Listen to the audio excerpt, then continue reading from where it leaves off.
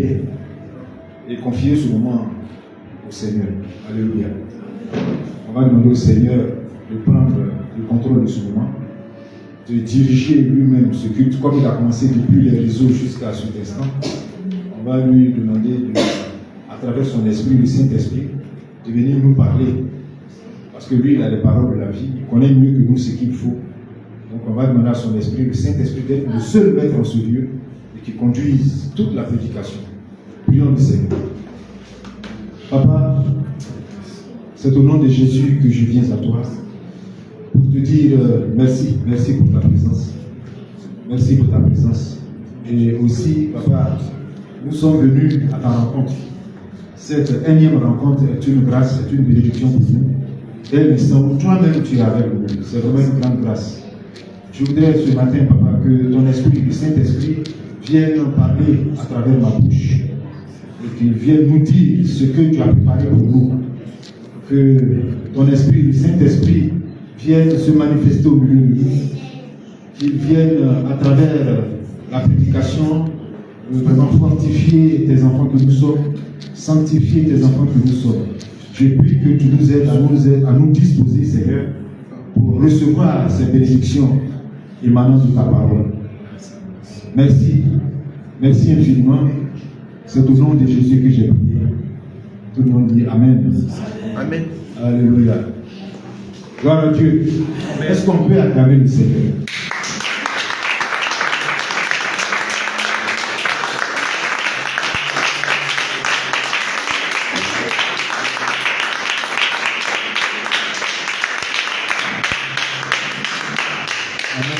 Amen. Ce matin, notre causerie spirituelle relative à la foi, c'est le thème. Nous allons parler de la foi. Et il y a deux passages bibliques que j'ai retenus. Il y en aura d'autres qui vont suivre. Deux passages bibliques que j'ai retenus qui vont servir de support à cette causerie spirituelle, à cette prédication. Il s'agit de Hébreux 11, le chapitre 1, et de Romains, le chapitre 10, le verset 17. Je vais demander à ce qu'on le lise. Hébreux, chapitre 11. Je vais lire ça si vous permettez. Hébreux, chapitre 11, verset 1. Or, la foi est une ferme assurance des choses qu'on espère, une démonstration de celles qu'on ne voit pas. Hébreux chapitre 11, verset 1. Or, la foi est une ferme assurance des choses qu'on espère, une démonstration de celles qu'on ne voit pas. Ensuite, Romains chapitre 10, verset 17.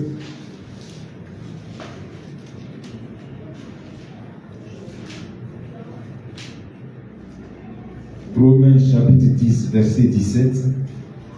Ainsi, la foi vient de ce qu'on entend, et ce qu'on entend vient de la parole de Christ.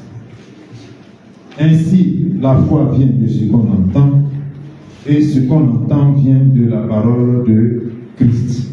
Voici donc les deux passages bibliques qui vont nous servir, comme je le disais tantôt, de support à notre causerie de ce matin, à notre causerie spirituelle. À notre causerie spirituelle. Alléluia. Amen. J'ai dit que nous allons parler de la foi. Alléluia. Chaque fois que je me suis trouvé en face des frères et sœurs en Christ pour partager la parole de Dieu, l'Esprit de Dieu, le Saint-Esprit m'a amené, n'est-ce pas, à donner une définition au thème de notre causerie. Et parce que quand on donne la définition d'un thème qu'on veut, n'est-ce pas, développer, qu'on veut partager, ça dispose l'esprit de ceux qui vous suivent. Quand vous définissez, parce que dans la définition, il y a déjà l'essentiel de ce que vous voulez dire. Et donc, quand la définition est propre, vous savez ce qui est de Dieu ne souffre pas de contestation. Donc, quand la définition est soufflée par le Saint-Esprit, à travers la bouche du serviteur de Dieu, tout de suite, ceux qui l'écoutent ils sont attentifs et ils sont tranquilles. Ils sont canalisés. Alléluia. Et comme je le disais, ça leur permet de vous suivre. De sorte à ce que si vous-même qui avez donné la définition que vous prêchez, vous allez à gauche, il y en a parmi eux qui pourront même vous regarder d'une manière bizarre pour vous montrer que là où vous amenez, là où vous partez, on dirait que ce n'est pas là-bas que vous souhaitez aller parce que dans la définition, ce n'est pas la même chose. Alléluia. Mais là, la Bible me donne aujourd'hui de ne pas donner de définition. Vous savez pourquoi? Parce que ce que nous venons de lire, c'est la définition de la foi selon les Écritures saintes. La foi est une ferme assurance des choses qu'on espère, virgule, une démonstration de celles qu'on ne voit pas. La foi est une ferme assurance. C'est quoi la foi? La Bible dit, à travers la bouche de l'apôtre Paul, c'est ce qui est écrit là, que la foi est une ferme assurance des choses qu'on espère, une démonstration de celles qu'on ne voit pas. Voici la définition de la foi. Alléluia. Dès l'instant où j'ai donné la définition de la foi, qui en principe ne souffre d'aucune contestation, parce que c'est tellement poussé par le Saint-Esprit, l'apôtre Paul, n'est-ce pas, a dit ça, et c'est écrit là pour nous autres qui faisons le relais de la chose de Dieu. Effectivement, ça ne souffre d'aucune contestation. Mais vous savez, il y a ce qui est écrit et il y a ce que ça veut dire, ce qui est écrit. Il y a la lettre, il y a la révélation, n'est-ce pas, qui est issue de la lettre. C'est-à-dire, quand quelque chose est écrit, il faut chercher maintenant à comprendre ce que Dieu veut que nous comprenions à la suite de ce passage. C'est ce qui fait que on partage, c'est ce qui fait que nous parlons, c'est ce qui fait que nous demandons l'intervention du Saint-Esprit. Parce qu'il est le seul capable de nous révéler la teneur, c'est-à-dire ce que Dieu veut nous dire à travers ce passage. C'est vrai que c'est Paul qui l'a dit, mais Paul a été poussé par l'Esprit du Dieu vivant. Alléluia. Et donc, la définition de la foi, comme on l'a entendu, le Seigneur, à travers le même Esprit, le Saint-Esprit, va nous donner de comprendre cette définition-là. Alléluia. Amen. En détail, c'est-à-dire dans la causerie, l'explication ou encore la révélation de la foi à la suite de cette écriture-là se trouve dans les mots même du texte. La foi est une ferme assurance des choses qu'on espère, une démonstration de celles qu'on ne voit pas. Ce passage-là est divisé en deux parties. La première partie, c'est la foi est une ferme assurance des choses qu'on espère. Ça, c'est la première partie dont nous avons parlé. Et la deuxième partie, c'est une démonstration de ce qu'on ne voit pas. Ça, c'est la deuxième partie. Pour ce qui concerne ce texte, je vous ai dit qu'il y a deux passages bibliques, il y a un autre. Après lui aussi, on va en parler. Donc, dans la première partie, il y a trois mots. Les gens ont l'habitude de dire des mots-clés.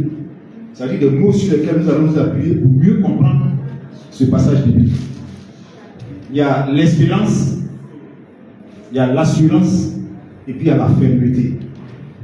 Ce sont les trois mots qui sont contenus dans ce passage biblique. Le premier mot, c'est l'espérance. Alléluia. Amen. La foi est une ferme assurance des choses qu'on espère. Ce n'est pas une seule chose. Des choses qu'on espère. Mais parmi les choses qu'on espère, il y a une qui est la plus importante. Nous, notre espérance, c'est la vie éternelle. Amen. Alléluia. Amen. Notre espérance majeure, l'espérance essentielle pour les enfants de Dieu que nous sommes, c'est la vie éternelle. Et cette vie éternelle-là même, Dieu la veut pour chaque homme. Dieu ne veut pas un seul instant qu'il y ait une seule personne qui rate cet événement éternel, à savoir la vie éternelle. Et c'est là notre espérance. C'est quoi une espérance? Espérer, on ne peut pas espérer quand on a reçu, c'est-à-dire ce que tu as là. Si tu espérais et que tu le possèdes aujourd'hui, tu n'espères plus. N'est-ce pas? On espère par rapport à quelque chose qu'on veut obtenir, n'est-ce pas? Quelque chose qu'on voudrait avoir, quelque chose qu'on désire, quelque chose qu'on poursuit, quelque chose qu'on voudrait obtenir. Alléluia. Amen. Donc la vie éternelle est quelque chose que nous poursuivons. La vie éternelle est ce que nous recherchons. La vie éternelle est ce que nous espérons. Nous désirons ardemment un jour avoir, sinon posséder la vie éternelle. C'est ça l'espérance. Alléluia. Amen. Du fond de notre cœur, nous croyons qu'un jour, nous serons en train de vivre cette éternité. C'est notre espérance. Mais en même temps, ça veut dire qu'on ne l'a pas. Je ne sais pas si quelqu'un comprend. Parce que ce que j'espère, si j'ai ça, je n'espère plus. Mais c'est notre espérance. Ça veut dire qu'on ne l'a pas encore. Donc, on voudrait l'avoir. On a comme l'impression que c'est une contradiction parce que les Écritures saintes nous disent que lorsque nous avons Jésus-Christ, celui qui croit en Jésus-Christ a la vie éternelle. Celui qui croit en Jésus-Christ a la vie éternelle. Et je crois que Dieu nous a fait la grâce de nous amener à rencontrer le Seigneur Jésus-Christ. Dieu nous a fait la grâce, n'est-ce pas, non seulement de le rencontrer, mais de croire en lui. Alléluia. Amen. Ça nous a donné d'avoir la vie éternelle. Donc nous avons la vie éternelle. Mais cette vie éternelle que nous avons, c'est par la foi. Alléluia. Amen. Mais nous ne sommes pas en train de vivre éternellement, c'est-à-dire de manière effective. Parce qu'il va arriver un moment où chacun de nous, par la grâce de Dieu, nous serons en train de vivre cette éternité, cette fois-ci dans le ciel.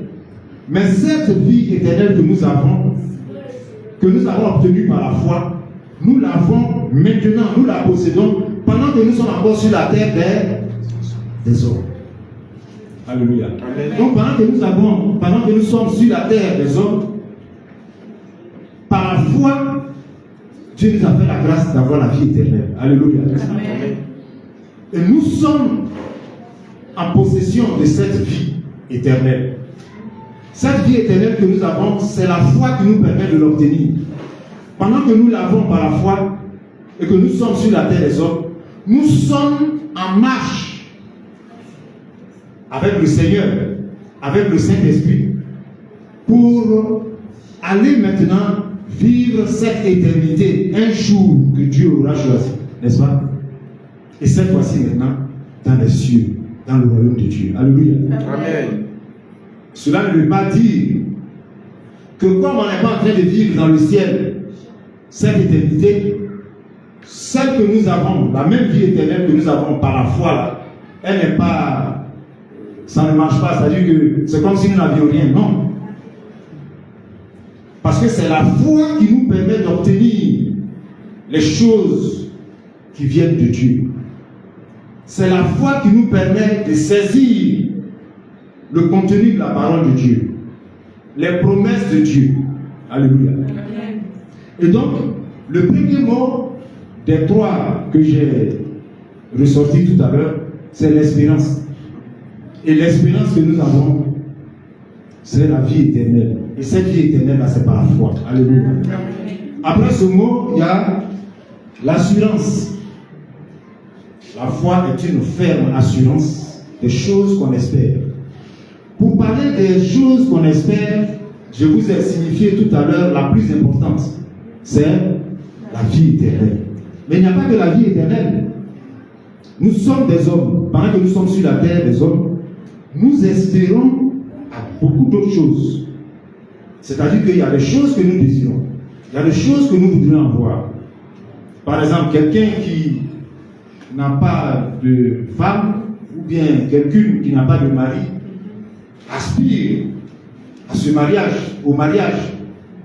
Donc il y a des gens qui espèrent se marier. Ce n'est pas mauvais. Dieu même a dit, l'homme va quitter son père et sa mère et va s'attacher à une femme. Il n'est pas bon qu'un homme soit seul, dans les deux sens. Parce que quand on dit homme, on pense seulement au garçon.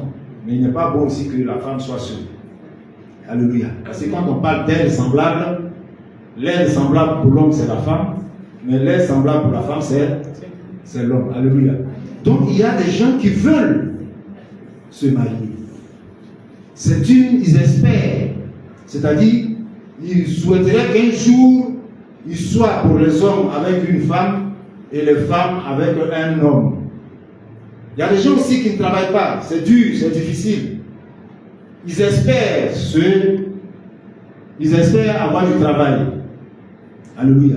C'est pas mauvais. C'est pas mauvais. Seulement les choses auxquelles nous espérons, en tant qu'enfants de Dieu, il faudrait que nous nous assurons que Dieu lui-même souhaite ça aussi pour nous. Parce que la foi dont il est question, là où nous sommes en train de parler, le passage qu'on n'a pas encore, du moins ce que j'ai lu, qu'on n'a pas encore exploré, on va le suivre. La foi, là, elle vient de ce que Dieu dit. C'est ce que la Bible dit, dans Romains 10, 17. La foi vient de ce qu'on entend, et ce qu'on entend vient de la parole de Dieu. Alléluia. Ça veut dire que nous, en tant qu'enfants de Dieu, les choses que nous sommes en train d'espérer en dehors de la vie éternelle, il faudrait que ces choses-là, Dieu nous les fasse connaître que c'est dans sa volonté. Alléluia.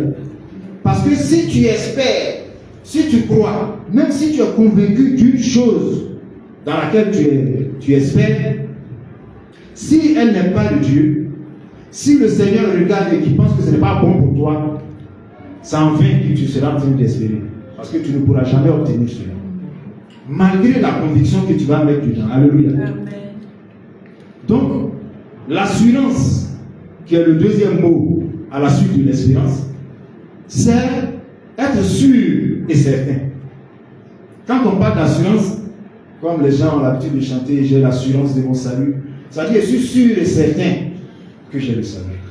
Je suis convaincu que j'ai le salut. Alléluia. Amen. Donc l'assurance, c'est être convaincu, être certain, être sûr. Alléluia. Amen. Et ensuite, il y a le mot fermeté. C'est l'explication de ces trois mots qui vont nous amener à comprendre. La foi est une ferme assurance des choses qu'on espère. Qu'est-ce que c'est que la fermeté?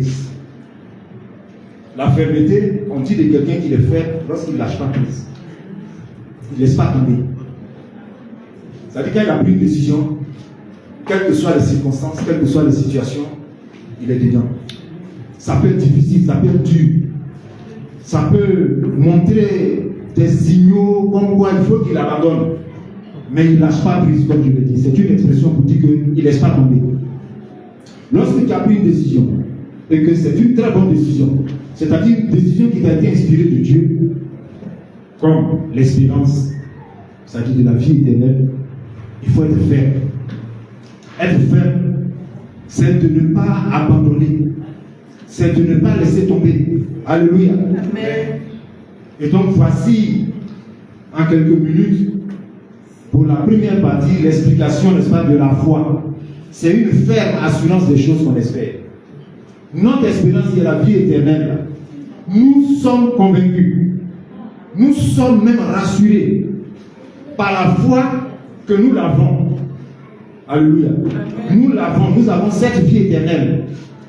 Et nous ne sommes pas prêts de lâcher prise. Nous ne sommes pas prêts d'abandonner. Quelles que soient les épreuves, quelles que soient les tentations. Alléluia. Quelles que soient les circonstances, quelles que soient les difficultés. Parce que vous le savez, nous serons éprouvés tout le long de notre vie chrétienne. Les épreuves, c'est Dieu lui-même, n'est-ce pas, qui nous engage dedans. Et comme dans les épreuves, le diable est là aussi, lui, son souhait, c'est de tout mettre en œuvre pour que, à un moment donné, nous doutions, que nous abandonnions. Alléluia. Amen. Mais Dieu, à travers sa parole, nous fortifie. Il nous encourage. Il nous exhorte de demeurer fermes. Alléluia. Amen. Donc, cette espérance-là, tant que nous sommes sur la terre des hommes, dans cette marche, pour vivre de manière effective cette éternité, la parole de Dieu va nous encourager, n'est-ce pas, à demeurer fermes, à être toujours, à marcher avec beaucoup d'assurance et à croire que cette vie éternelle, là, nous l'avons et qu'à un moment donné, elle sera effective dans notre vie. Alléluia. Amen. Or, la foi est une ferme assurance des choses qu'on espère, une démonstration de ce qu'on ne voit pas. Pour ce qui concerne la première partie dont je viens de vous parler, il y a des personnes qui pensent que parce que j'ai accepté Jésus-Christ, parce que je crois en Jésus-Christ, et l'évidence est claire selon les Écritures saintes, j'ai la vie éternelle, c'est-à-dire le salut éternel, il n'y a plus rien à faire.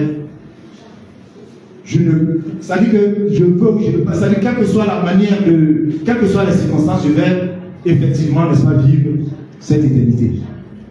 Ça fait allusion à ceux qui disent qu'on ne peut pas perdre le salut. Et un jour, j'ai rencontré quelqu'un qui me parlait, il a pris comme illustration, comme exemple, l'enfant de Dieu. On est enfant de Dieu, et puis à un moment donné, on dit, on ne l'est plus. Lui, il ne comprend pas. Quand nos parents nous mettent au monde, quand papa et maman se débrouillent, nous mettent au monde, nous ne devenons pas. Mais dès que nous naissons d'eux, nous sommes leurs enfants. Alléluia. Amen. Mais la Bible dit, en ce qui concerne l'enfant de Dieu, nous ne naissons pas enfants de Dieu. N'est-ce pas? Nous devenons enfants de Dieu. Mais pour nos parents, nous naissons enfants de nos parents. Ça veut dire que quand on est né, on n'attend pas avant de devenir les enfants de nos parents. Donc c'est cet exemple-là qui prend et fait une projection, n'est-ce pas, dans la spiritualité. Et je lui ai dit, ce n'est pas la même chose. Ce n'est pas la même chose. Parce que ton papa et ta maman qui t'ont mis au monde, même si à un moment donné, papa s'est fâché, il te passait à des parents qui réunissent leurs enfants. Tu n'es plus mon enfant, hein. Vu ta façon de faire, je te parle, tu n'es plus mon enfant. Est-ce pour autant qu'il ne serait pas leur enfant? Donc cette projection-là, il dit, nous aussi, ça est dans le corps de Christ. En tant qu'enfant de Dieu, même si on a reconnu que le papa est fâché, on est toujours ses enfants. Et ça, il lui dit attention. Attention. Parce que Paul, en disant comme ça que je traite durement mon corps, pour ne pas qu'au dernier moment, moi-même, je sois rejeté, c'est parce qu'il y a possibilité, n'est-ce pas, de perdre le salut. Et puis, l'action du diable nous-mêmes doit nous interpeller.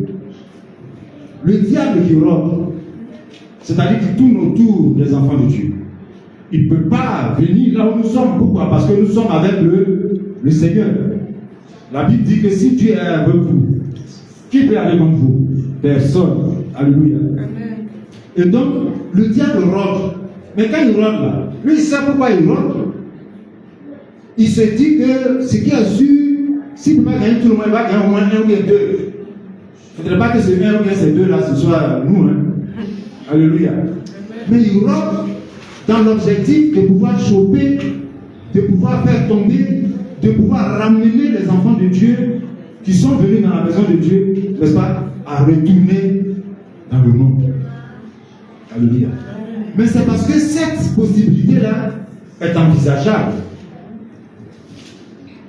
Il y a des gens qui sont venus à Jésus-Christ. Il y a des personnes que Dieu a fait la grâce, ils ont rencontré le Seigneur. Ils ont été lavés, purifiés, sanctifiés. Ils sont enfants de Dieu, ils ont le Saint-Esprit. Et pas qu'on l'a souhaité, mais à un moment donné, ils ont chuté, ils sont tombés. Il y en a qui sont retournés dans le monde.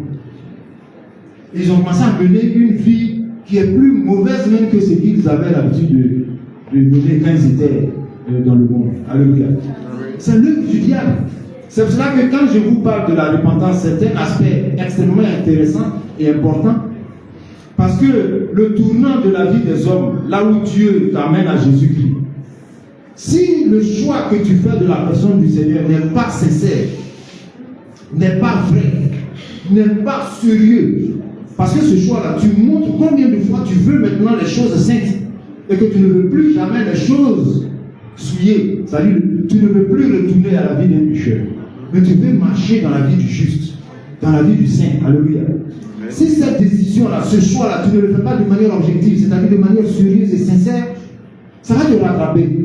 C'est sérieux. Ça va te rattraper. Parce que le diable va toujours te montrer les choses qui t'intéressaient lorsque tu étais avec lui. Les choses du monde, là. C'est avec ça qu'il va essayer de te faire retourner dans le monde. Maintenant, si ces choses-là, tu n'as vraiment pas tourné le dos à ces choses, si vraiment tu n'as pas vomi ces choses, si vraiment ces choses-là ne sont pas devenues pour toi des choses étrangères, mais elles sont restées familières parce qu'elles restaient dans ta pensée, même dans ton cœur, tu vas chuter, tu vas tomber. Alléluia. Amen. Et donc il est possible de faire le salut. Cet exemple de l'enfant de papa et maman qu'on veut amener à l'enfant de Dieu, ça ne tient pas. Parce que là nous sommes dans la spiritualité et Dieu a sa conception des choses. Alléluia. Il est vrai que très souvent on prend des illustrations pour amener les gens à comprendre certaines choses. Mais il faudrait que l'illustration dans ça te soit inspirée par le Seigneur, de sorte à ce que quelqu'un ne puisse pas discuter. Alléluia. Mais quand tu restes dans la chose naturelle pour vouloir nous amener à comprendre les choses surnaturelles, si ce n'est pas le Saint-Esprit qui va te faire la liaison, tu vas te perdre. Alléluia. Amen. On peut donc perdre le salut. On peut, n'est-ce pas, perdre la vie éternelle. On peut ne pas avoir accès à la vie éternelle. C'est pour cela que Dieu s'est évertué à nous dire qu'il met devant nous la vie et la mort. Mais il a appuyé sur le fait que nous devons choisir la vie. Alléluia. Dieu nous dit qu'il faut choisir la vie. Lorsque nous choisissons la vie, en l'occurrence Jésus-Christ, nous devons tenir ferme. Alléluia. Nous devons tenir ferme. Nous ne devons pas croire que parce que nous avons Jésus-Christ, tchoko, permettez-moi cette expression-là, nous allons forcément hériter le ciel. Ce n'est pas évident. On hérite le ciel à la suite de ce qu'on a fait dans cette assurance que nous avons pour la vie éternelle. Alléluia. Pour cette assurance, nous devons garder l'assurance et être fermes dans cette marche-là, que la vie éternelle, tant que nous serons dans la voie de Dieu, toujours dans la parole de Dieu, dans la présence de Dieu, nous allons arriver certainement à vivre effectivement, n'est-ce pas, cette vie éternelle. Je disais comme ça à quelqu'un, il ne faut pas mourir dans la main du diable. Nous sommes sur la terre des hommes. Dieu nous a fait la grâce dans la foi. On croit en Jésus que nous avons la vie éternelle. Mais il ne faut pas mourir dans la main du diable. C'est une expression pour dire, il ne faudrait pas que lorsque tu vas mourir physiquement, pour espérer avoir le ciel là, ce soit dans les bras du diable que tu es mort. C'est un drame. C'est fatal. Et je ne souhaite pas ça à quelqu'un. Nous devons mourir dans le Seigneur. Jésus a dit, celui qui croit en moi, même s'il est mort, il vivra. Alléluia. Mais c'est quand tu meurs dans les bras du Seigneur, physiquement, que spirituellement, tu vas vivre. Et que tu vas vivre éternellement. Donc, gardons-nous, n'est-ce pas, de demeurer, de balancer un pied dedans, un pied dehors. Non. Il faut être ferme. C'est ça la première partie de notre passage biblique. La foi est une ferme assurance des choses qu'on espère.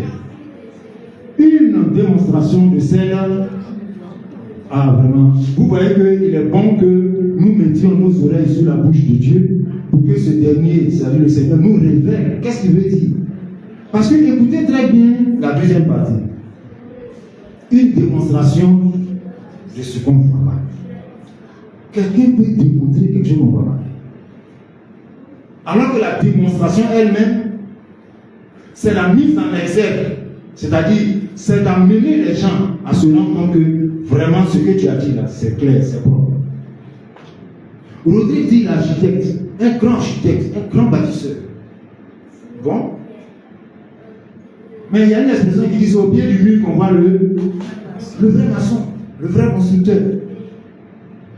Donc quand Rodrigue me dit qu'il est un grand architecte et que lui bâtit les maisons, tant que je n'ai pas vu Rodrigue en train de construire, je ne peux pas dire, je crois que vraiment Rodrigue est un grand architecte.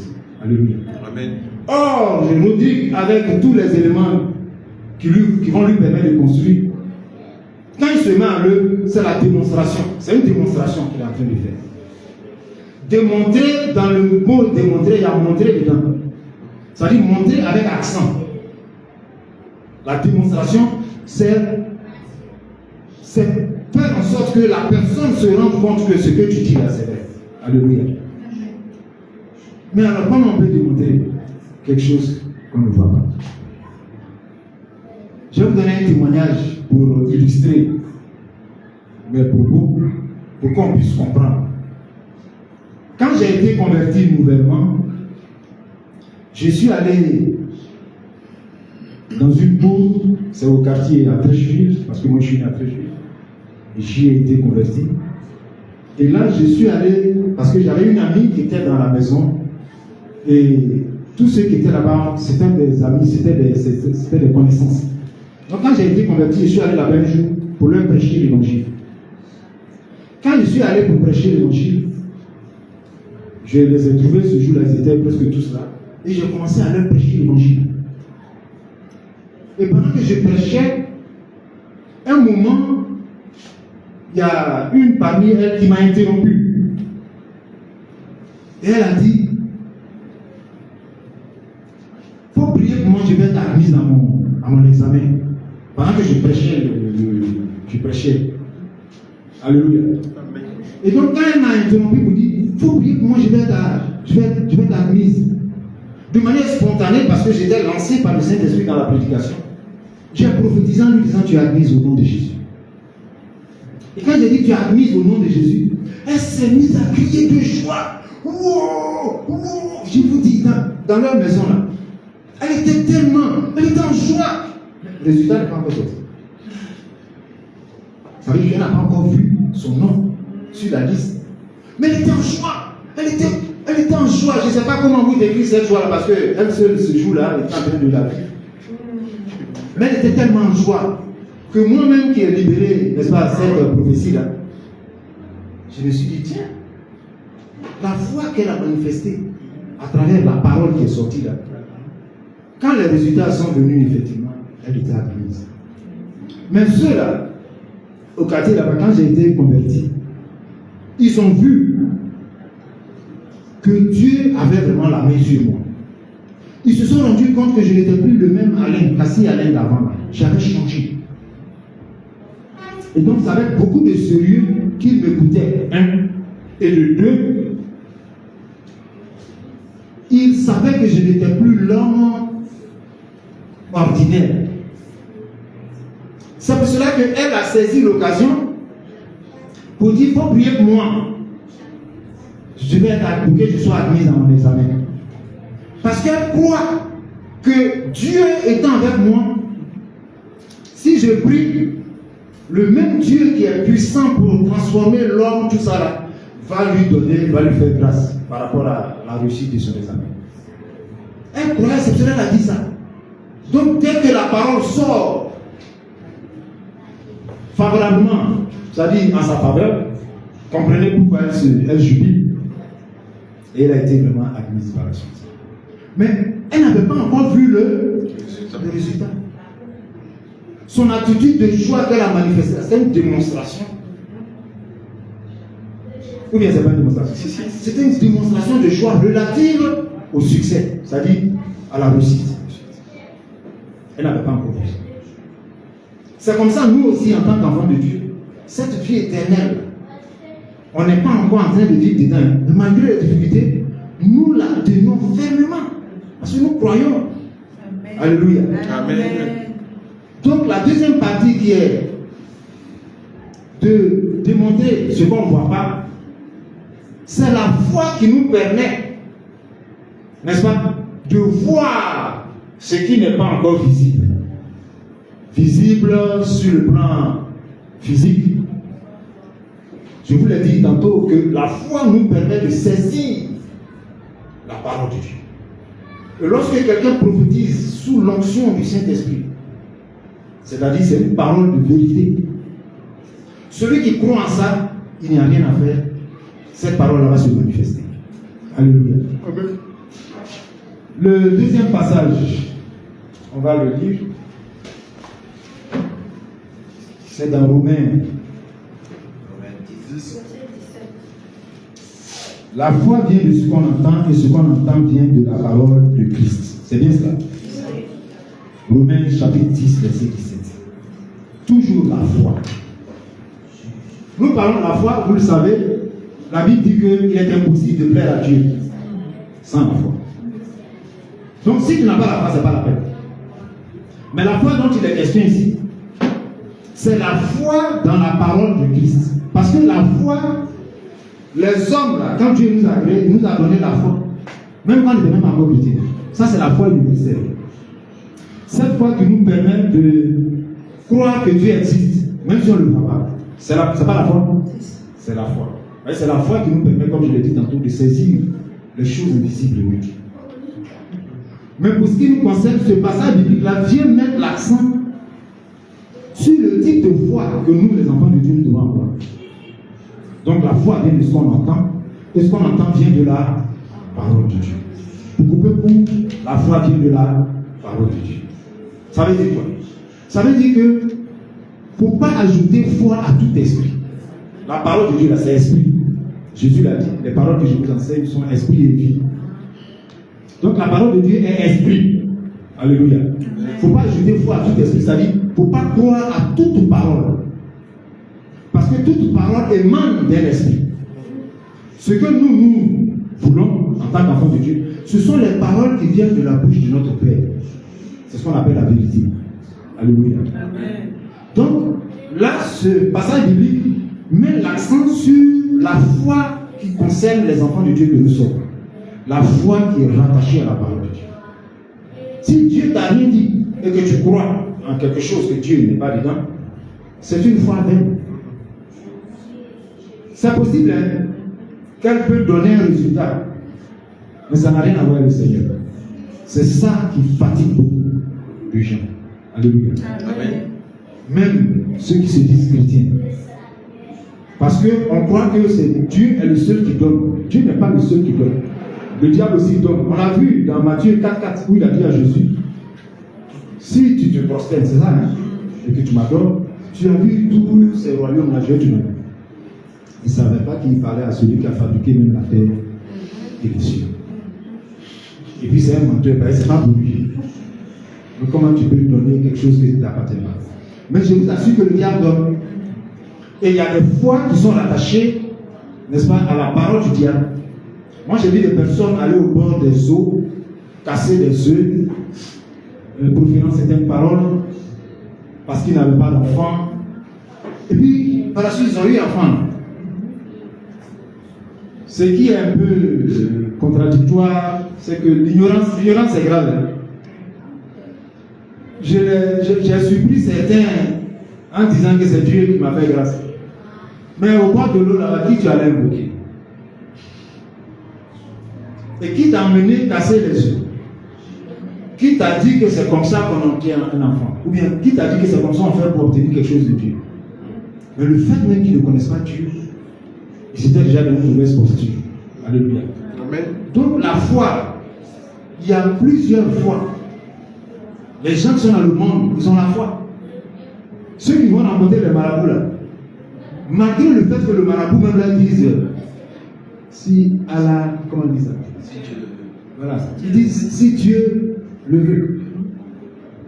Mais eux, ils ne cherchent pas ce que Dieu veut pour eux.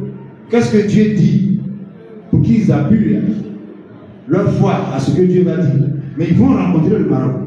Parce qu'ils croient, ils espèrent qu'à travers le marabout, ils vont obtenir des résultats. Et quand ils s'en vont, le marabout même qui utilise si Dieu le veut, leur dit des choses, et ils s'en vont faire des choses là, et puis ça marche. Or, quand ça marche comme ça retarde, c'est une ruse du diable pour les empêcher de rencontrer le Seigneur. Puisqu'ils vont, comment on dit ça, ils vont continuer leur façon de faire. Et quand on leur dira, attention, c'est pas comme ça, eux ils vont croire que c'est Dieu qui a permis, c'est Dieu qui a donné. Alléluia. C'est pour ça que je vous dis que Dieu ne donne pas. Donc la foi chrétienne, elle se repose sur la parole de Dieu. C'est pour ça que la Bible dit, la foi vient de ce qu'on entend, et ce qu'on entend vient de la parole de Dieu. Un jour, je causais comme ça avec un aîné. Un aîné dans la foi, c'est une expression qu'on dit pour quelqu'un qui t'a dépensé dans l'affaire de Dieu. Là. Mais lui, c'était vraiment un aîné parce qu'il était plus âgé que moi. Et ce dernier, il m'exhortait, il me parlait, c'était un pasteur. Et il me parlait en disant comme ça que la foi vient de ce qu'on entend. Et puis il montrait son doigt au niveau de son oreille. Il dit, tu vois, la foi vient de ce qu'on entend. Est-ce que tu sais ça vient de ce qu'on entend. J'ai dit oui. Et puis je lui ai demandé, mais pourquoi tu mets ton doigt sur ton oreille? Il dit, mais c'est ce qui est écrit. Que la foi vient de ce qu'on entend. Vous savez quoi on entend? Ça vient des oreilles. Donc c'était une manière pour lui de me dire que la foi vient de ce qu'on entend, c'est les oreilles. C'est vrai que là où je parle, c'est avec vos oreilles, vous m'écoutez. Je veux même croire que c'est avec les oreilles du cœur. Alléluia. Donc, la foi vient de ce qu'on entend. Je lui ai demandé même, et les sourds, ceux qui n'entendent pas là, ils sont disqualifiés. Ils ne peuvent pas avoir de foi, puisque la foi vient de ce qu'on entend. Et il nous montre l'oreille. Quand je lui ai dit, et les sourds, le grand frère était déséquilibré. Il ne savait plus ce qu'il fallait dire. Et moi, j'ai renchéri pour lui dire, attention, le verbe entendre ici, c'est vrai. Les oreilles sont dedans parce qu'on parle. Et quand on parle, il faut entendre. Mais ici, c'est l'entendement. C'est la compréhension. Bien aimé. La foi vient de ce qu'on aura compris au sujet de la parole de Dieu. Si tu n'as rien compris au sujet de la parole de Dieu, tu es semblable à quelqu'un même à qui on n'a même pas parlé des choses de Dieu. C'est à la suite de ce qu'on aura compris qu'on pourra, n'est-ce pas, manifester la foi. Mais tu ne sais même pas de quoi il en parle. Tu ne sais même pas ce que c'est. Tu n'as aucune idée de ce que c'est. Quelle foi? Alors que la foi, c'est la confiance qu'on met dans ce que Dieu a dit. Mais tu ne comprends pas ça. Quelle confiance tu peux mettre? Alléluia. Amen. Donc quand la Bible dit la foi vient de ce qu'on entend, ici c'est l'entendement, la compréhension.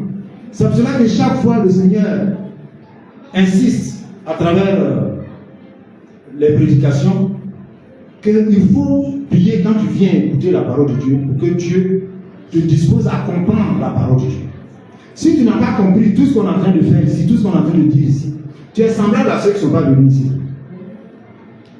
Alléluia. Amen. Tu es même chose comme ceux qui ne sont pas venus ici. Parce que tu auras entendu des bruits, mais tu n'auras pas su ce que c'est. Vous vous souvenez de ma fille qui avait récité le Notre Père qui est aux cieux, mais qui n'a compris rien. Belle récitation, belle rétention. Elle avait bien retenu. J'étais très content. Mais quand il savait dire quoi? Oui, c'est pas ce que ça veut dire. C'est ce qu'on nous a appris. Aucune compréhension. Donc, c'est pas sûr que le message que Jésus a véhiculé à travers le Notre Père, elle ait pu capter ce qu'il fallait capter. Alléluia. Parce qu'elle n'avait rien compris. La compréhension est un élément extrêmement essentiel dans notre marche avec le Seigneur. Et pour bien comprendre Dieu, il faut le Saint-Esprit. Et puis toujours demander au Seigneur de nous mettre dans les dispositions qui vont nous permettre de comprendre les choses telles qu'il voudrait que nous comprenions.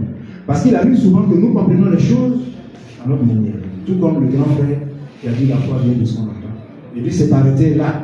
Mais il a été stoppé net quand il s'est rendu compte que l'oreille n'était pas suffisante. Parce que la foi est un don spirituel.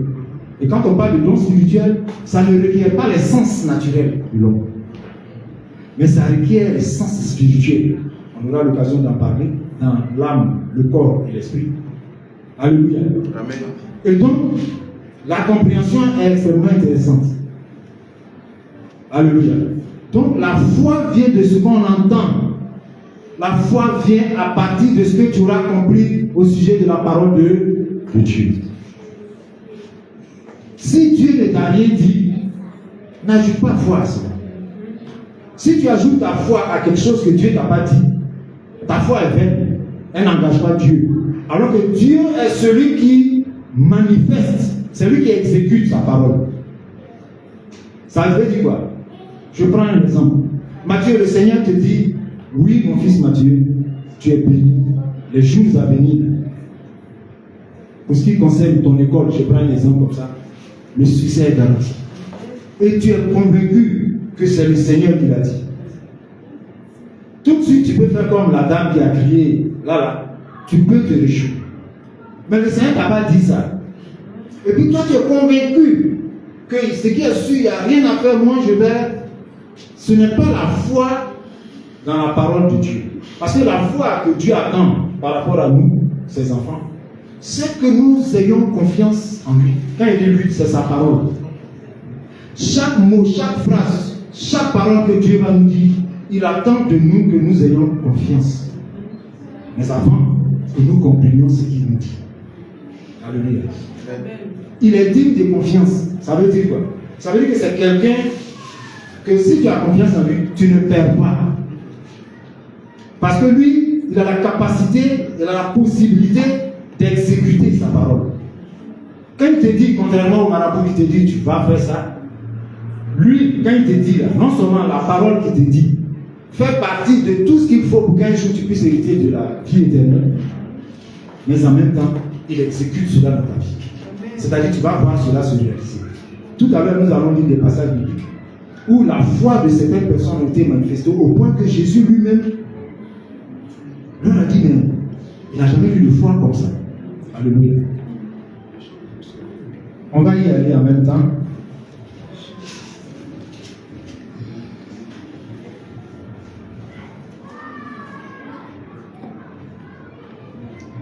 Matthieu chapitre 15, du verset 22 au verset 28.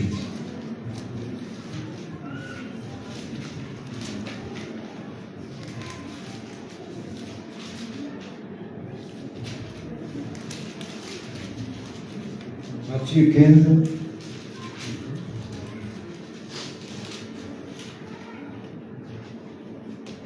Pasteur, aujourd'hui, je t'ai épargné des lectures. Moi aussi, on m'a épargné la définition. Aujourd'hui, je n'ai pas eu à définir. Parce que la Bible elle-même s'est chargée de nous donner une définition claire. Matthieu 15, 22, 28.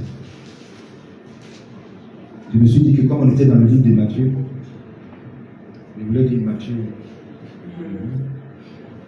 Matthieu 15, 22.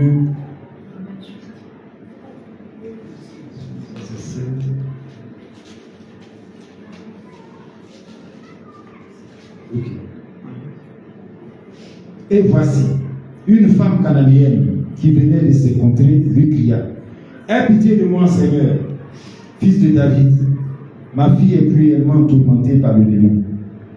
Il ne lui répondit pas un mot, et ses disciples s'approchèrent et lui dirent avec instance: renvoie-la, car elle crie derrière nous. Il répondit: je n'ai été envoyé qu'aux brebis perdues de la maison d'Israël. Mais elle vint se prosterner devant lui, disant: Seigneur, secours-moi. Il répondit: il n'est pas bien de prendre le pain des enfants et de le jeter aux petits chiens. Oui, Seigneur, dit-elle, mais les petits chiens mangent les liens qui tombent de la table de leur maître. Alors Jésus lui dit: femme, ta foi est grande, qu'il te soit fait comme tu veux. Et l'heure même, sa fille, et à l'heure même, sa fille fut guérie. Alléluia. Amen. Ce passage biblique là, il y a deux aspects dedans. Il y a où Jésus dit: je n'ai pas été envoyé, je n'ai été envoyé que. Voilà. Mais moi, c'est pas de ça, c'est pas ça qui m'a. Il n'est pas bon de donner la nourriture des enfants aux chiens. Il y a des gens dans mes persécutions au quartier qui avaient connaissance de ces mots-là, où Jean-Baptiste disait: qui vous a pris bande de vipères, c'est ça?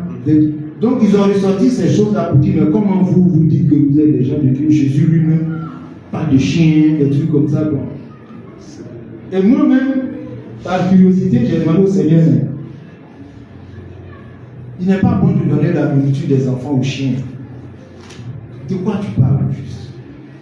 Mais quand le Seigneur a ouvert mon esprit qui m'a amené à comprendre, c'est là que je me suis rendu compte que vraiment, la dame, elle a manifesté une grande foi. Vous savez, la nourriture des enfants, c'est la parole de Dieu. Et il y a des gens qui n'ont aucune, c'est-à-dire ils ne donnent aucune importance à la parole de Dieu. Donc à ces personnes-là, il n'est pas bien, n'est-ce pas, de leur dire des choses pour lesquelles ça leur dit rien. Pour mieux comprendre ça, je vous donne une illustration. Regardez les porcs, les cochons à l'époque. Si vous leur jetez les perles, les jolis bijoux des femmes pour lesquelles elles se battraient, et puis comme quand une femme s'est mariée, son bouquet, elle jette des répus, les autres femmes la boucle.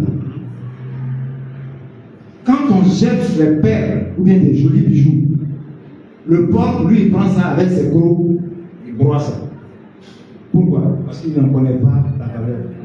Mais s'il y a des femmes qui assistent à cette scène, elles vont dire, mais c'est pas vrai. Mais il est en train de gâter. Parce qu'elles savent ce que c'est. Un peu comme le billet de 10 000 francs qui est dans la poubelle. Qui va laisser passer? Même s'il y a la tache dessus, des trucs comme ça, c'est un peu envisageable. Parce qu'on connaît la valeur de. Donc la femme est en train de dire que la nourriture qui est sur la table, c'est la vraie nourriture, n'est-ce pas? Mais qu'elle tombe par terre, est-ce qu'en principe, on doit toucher? Mais si elle s'en va jusqu'à prendre ce qui est par terre, ça veut dire combien de fois elle considère ce qui est sur la table. Donc ça a marqué le Seigneur.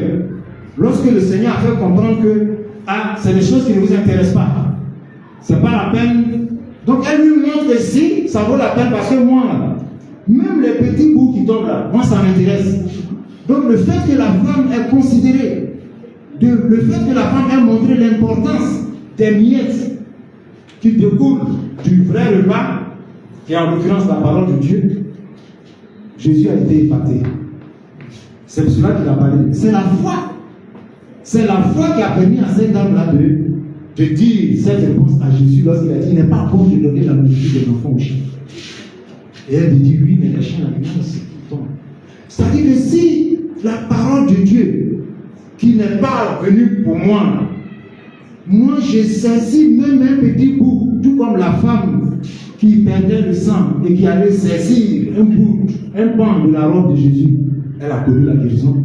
La femme, en connaissant l'importance des actions de Jésus-Christ, il suffit seulement qu'elle le rencontre pour elle, c'est suffisant. Alléluia. Amen. Donc le peu de parole, celle même qui est engagée là, c'est-à-dire que si elle est dehors là, le Dieu est en train d'entendre ça là, elle est joyeuse. Alors qu'il y en a même qui sont dedans là-bas. Ils sont très drôles. Alléluia. Amen. Donc elle a montré combien de fois la parole de Dieu est importante. Combien de fois la nourriture des enfants a de la valeur à ses yeux. Alléluia. Amen. Ça a donné à Jésus, n'est-ce pas, de dire que ta foi, je n'ai jamais vu une si grande foi. Donc la foi était impliquée dans cette affaire. Elle a eu gain de cause. Il y a eu guérison, n'est-ce pas? Alléluia. Amen. Nous allons lire Luc chapitre 7, du verset 2 au verset 9. Luc chapitre 7, du verset 2 au verset 9.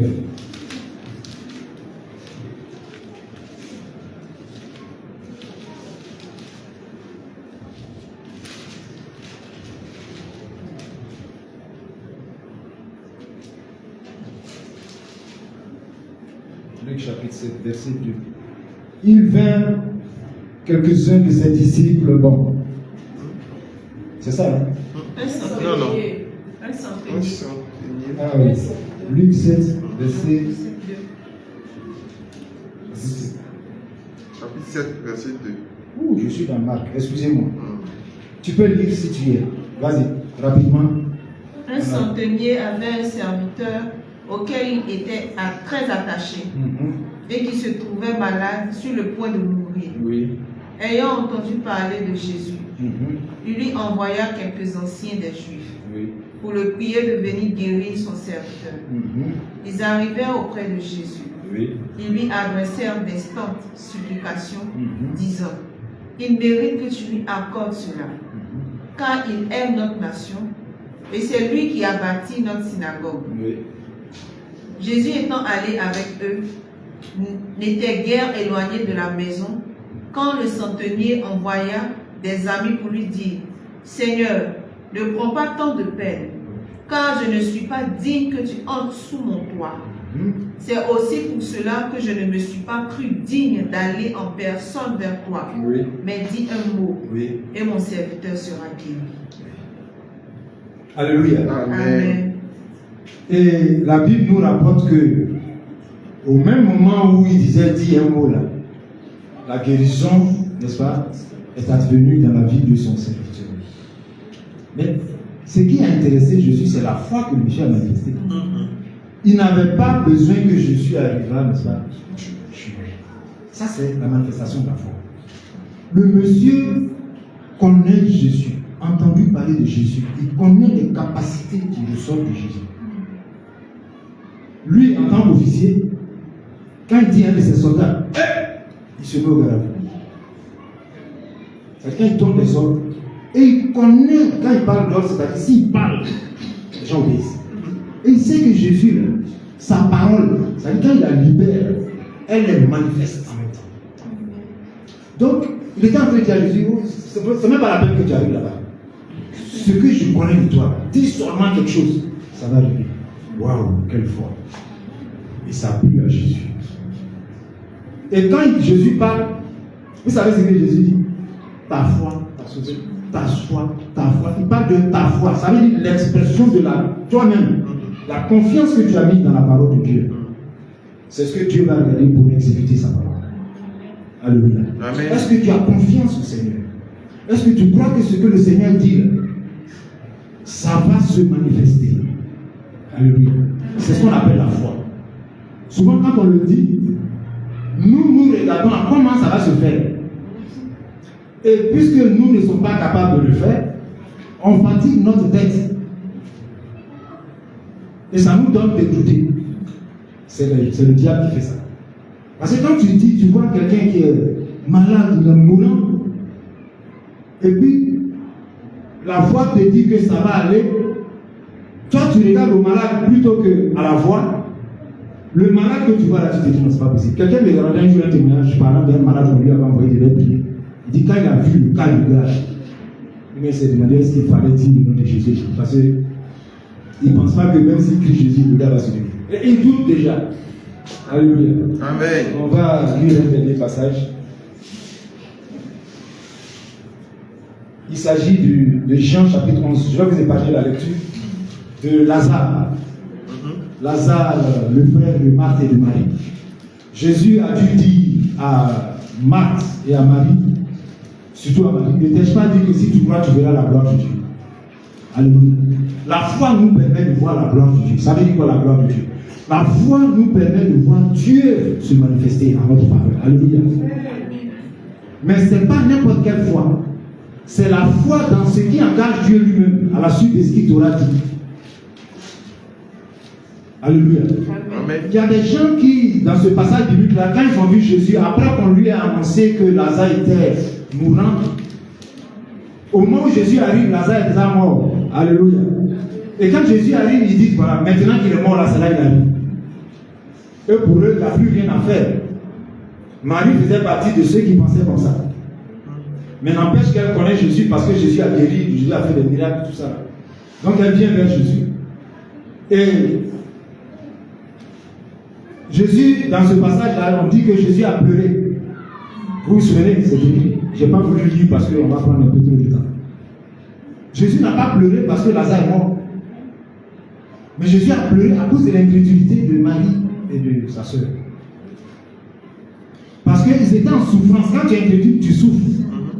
Puisque tu ne peux ni obtenir le résultat, et puis psychologiquement, spirituellement, il y a beaucoup de choses qui se passent dans ta tête.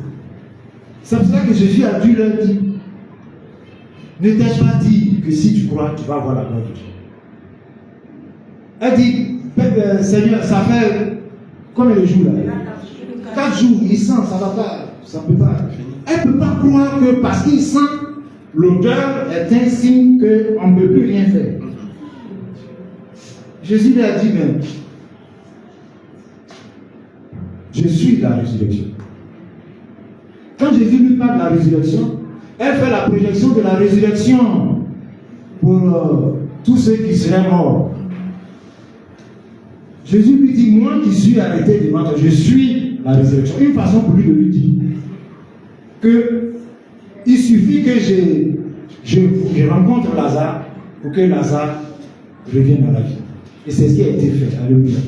Ne t'ai-je pas dit que si tu crois, tu verras la gloire de Dieu? Ce matin, Jésus nous dit la même chose concernant la foi. Si tu crois, tu vas voir la gloire de Dieu.